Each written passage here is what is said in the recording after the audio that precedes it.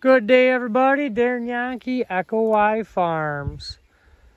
So a little bit about our watering system for our pasture.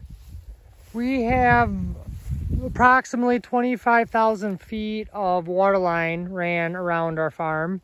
Some of that is buried waterline is 6 feet deep, and some of it is, or actually I should say most of it is laying underneath our fences.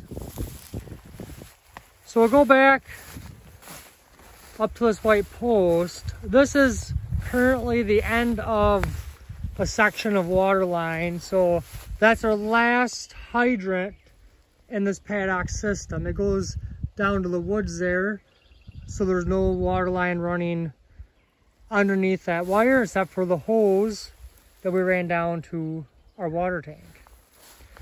So on the end of our line, we have a valve. Has a white cap on it. You shut that white cap, and that's how it sits most of the year. You open that white cap up, you take this male end, quick coupler, it's attached to a hose that goes through the water tank. You take the end and just shove it right into that coupling, and just like that, we have water going to our water tank. And in that water tank, we have a job valve we have it connected to. I'll show you that here in a minute. But we have these nice fiberglass white posts to mark where our connectors are on the water line. Because when the grass is tall, you can never find the connectors.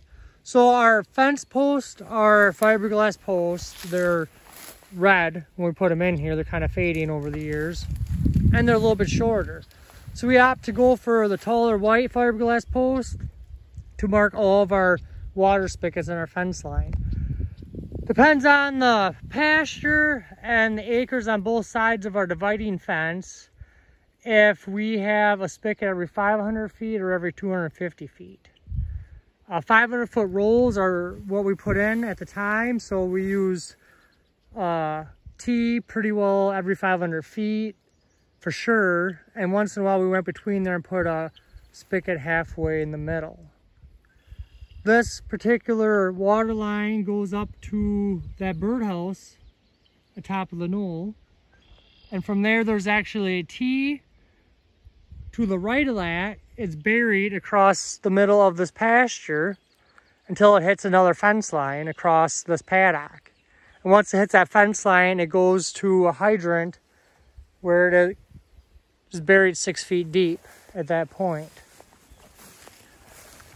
But a lot of times this is how we run our tanks, are halfway through the fence. That's a 50-gallon tank.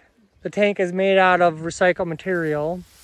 The bottom wire on this fence is dead, so it's fine being that close. As you can see, I'm hanging right onto it. There's no electricity in this fence on the bottom wire. The top two wires are hot.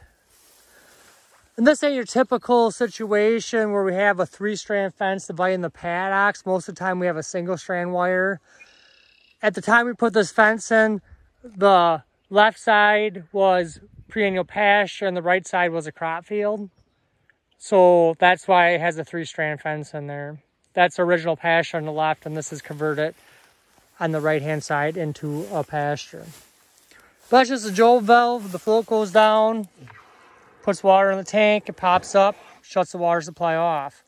We are getting pretty high gallons per minute flow out here. And we are, I'm not really sure how far away from the well, but quite a ways away. I want to say 6,000 to 7,000 feet away from the well.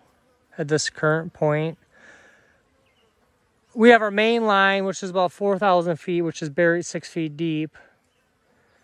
And then we have hydrants that run off of that in a couple different locations to supply the rest of our above ground watering system.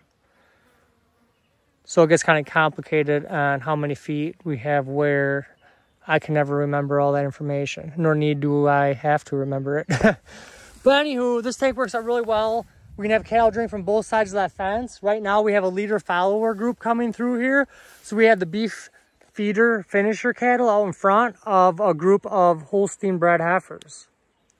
So the Holstein bred heifers maybe don't need as quite a good quality of forage as the feeder cattle do. So the feeder cattle will be on the upper side of the fence here tomorrow. They'll drink out of that half of the tank. And then they'll come down to the wood line there, and there's a gateway. So they'll come on to this paddock the next day. So they'll be able to drink out of this side of the tank then. Meanwhile, the Holsteins will be coming in behind the beef, and they'll be drinking on that side of the fence. At the same time, the beef are drinking on this side of the fence.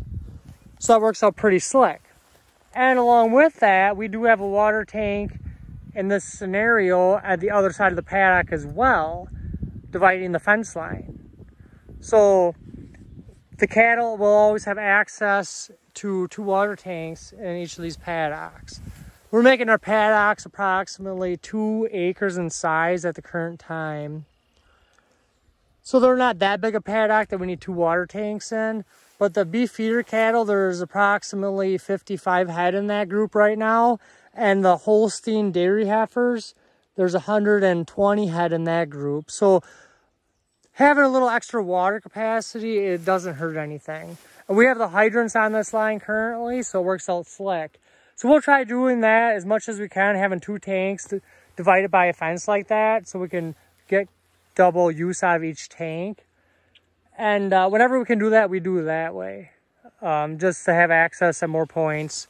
Kind of spreads the cattle out over the paddock. Again, urine, manure gets spread out differently due to the watering locations in both ends of the paddock.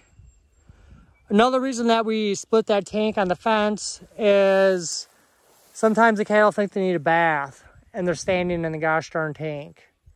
So we found out that if we run it halfway underneath the fence like that, there's no way the cattle are going to be standing in that tank.